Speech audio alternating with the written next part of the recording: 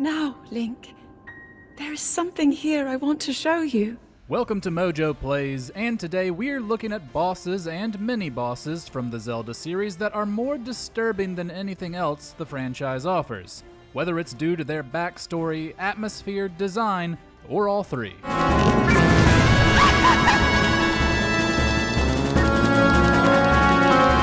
But before we dive in, we publish new content all week long, so be sure to subscribe and ring the bell to get notified about our latest videos. Blizetta, the Legend of Zelda Twilight Princess.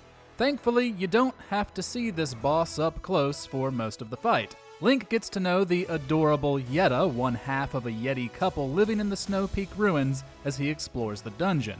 After he finally finds the key to their bedroom and she lets him in to claim the Twilight Mirror Shard, it possesses her, which leads to one of the freakiest jump scares in the series.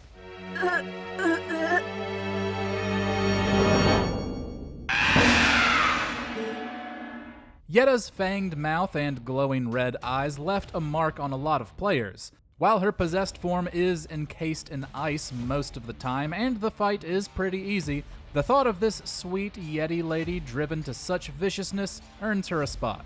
The diabolical Cubus sisters, the Legend of Zelda Phantom Hourglass.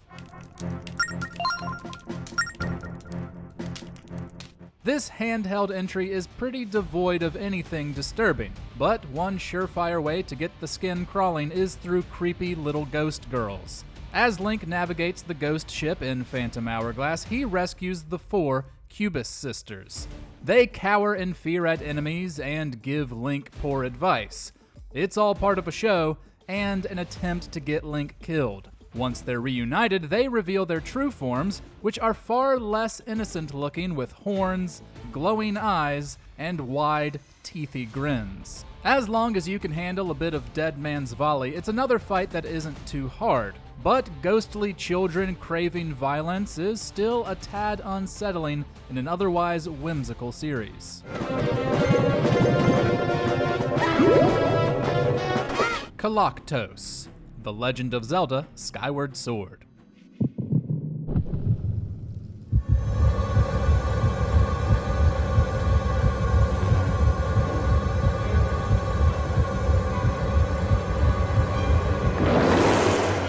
Koloktos may not seem disturbing at first. You might be distracted by how purely awesome the fight is, but when you think about what it actually is, what lies on the inside of that fine gold armor, yeah, it's a bit unsettling. The boss is an empty shell brought to life by Girahim, who fills it with cursed energy. Something about the automaton being forced to be Girahim's puppet with that vague yet clearly evil goop controlling its every move gives the boss a subtle layer of creepy. Plus, once you defeat Koloktos and the armor starts to pulsate and you hear that echoing laughter of children before the cursed energy is dispelled, it leaves you with an unnerving feeling.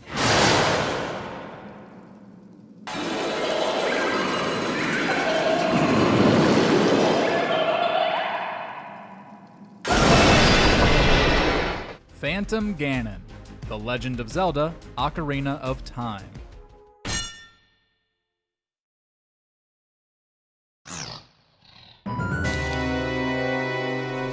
Once you reach the end of the Forest Temple in Ocarina of Time, you may be surprised to find Ganondorf waiting for you. But this is not the big bad making an early boss appearance, but a phantom he created. The atmosphere of this fight does most of the work.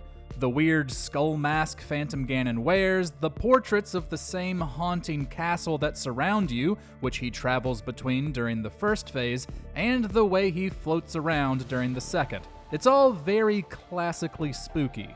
But when Link claims victory, it gets set on fire before Ganondorf banishes it to the gap between dimensions, moaning in pain as it goes. We almost feel a little bad for it.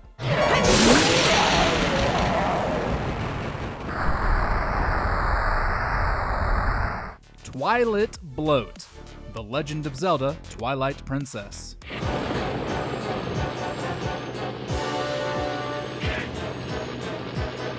Who doesn't love a massive, creepy, crawly bug with a bulging body that looks like it's about to erupt some type of vile liquid all over you? Well, me, for one. Once Wolf Link finishes collecting the Tears of Light in the Lanayru region, he'll have one more shadow insect to destroy. Naturally, defeating this mini-boss isn't too challenging, but something about its bulbous form, its writhing movement, and its strange, fleshy limbs has always gotten under my skin. It's just gross, plain and simple, and I can't believe Link has to put his mouth on it, biting to deal damage. Hasn't the poor pup been through enough? Bongo Bongo, The Legend of Zelda, Ocarina of Time.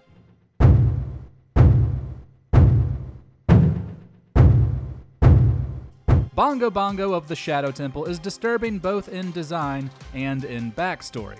The spirit escapes from below the well in Kakariko Village, a torture dungeon. There are also more than a few remnants of torture and execution within the temple itself.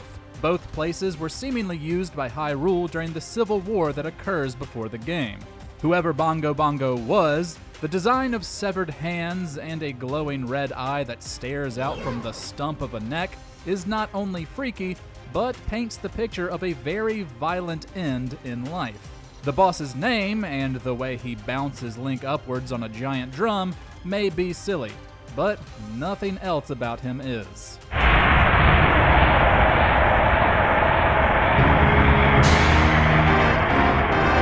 Phantom Ganon, The Legend of Zelda, Tears of the Kingdom. Phantom Ganon is such a creepy dude, he gets to be on our list twice. His appearance in Tears of the Kingdom is arguably more disturbing than in Ocarina of Time, for a few key factors. One, there's his physicality, being born of the gloom that infests multiple corners of Hyrule. He also looks like gloom molded into the form of the mummified Ganondorf who appears at the beginning of the game. Secondly, there's his entrance. Most of the time he pops up with a scream after you've defeated a pack of Gloom Spawn, those horrifying hands that scared so many of us during our early hours of the game. The fake Zelda walking around Hyrule is also a Phantom Ganon, and although it was obvious before the reveal, that doesn't make his entrance any less creepy.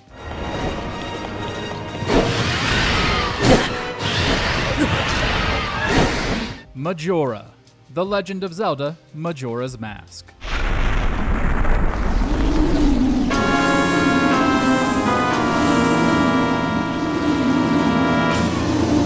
The malevolent entity housed inside the titular Majora's Mask proves it isn't so dormant during the climax of the game.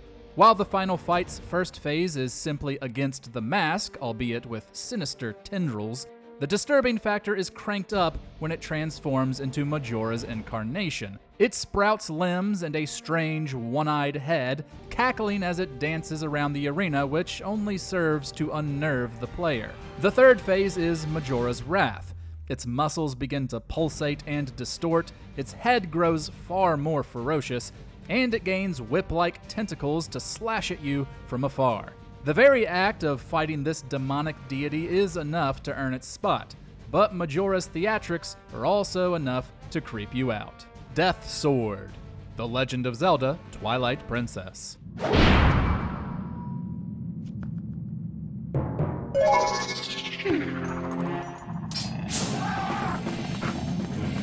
Within the Arbiter's grounds, already setting the mood by being an abandoned prison reclaimed by evil spirits, the mini-boss Death Sword awaits. Its weapon is held in place by Ofuda, talismans that are meant to ward against misfortune and danger in Shinto and Buddhism. The fight shows why someone felt the need for such measures. First, it's invisible unless you use Wolf Link's sense ability. Second, after it turns visible, Death Sword emits chilling screeches while flying around the arena, trying to wallop you with its gigantic blade. The tense atmosphere and the alarming design of a goat-headed specter have given Death Sword a reputation, even if he's only the mini-boss of the dungeon.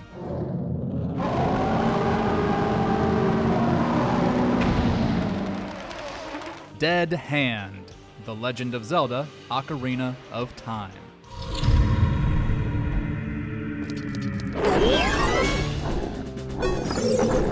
Speaking of reputations, Dead Hand scarred just about every kid who played Ocarina of Time. It was scary enough exploring the bottom of the well as young Link for the first time, which leaned heavily into the spooky with blood-stained rooms and enemies like Redeads and Gibdos. Then you come to a room with several pale, gangly arms protruding from the ground, and this hideous thing emerges to try and eat the poor boy. The Dead Hand itself is also stained with blood, clashing against the pure white color of its skin. The way it fights, along with its wide, unsettling mouth it uses to chomp on Link's head, has made this fight one of the most memorable moments of the game.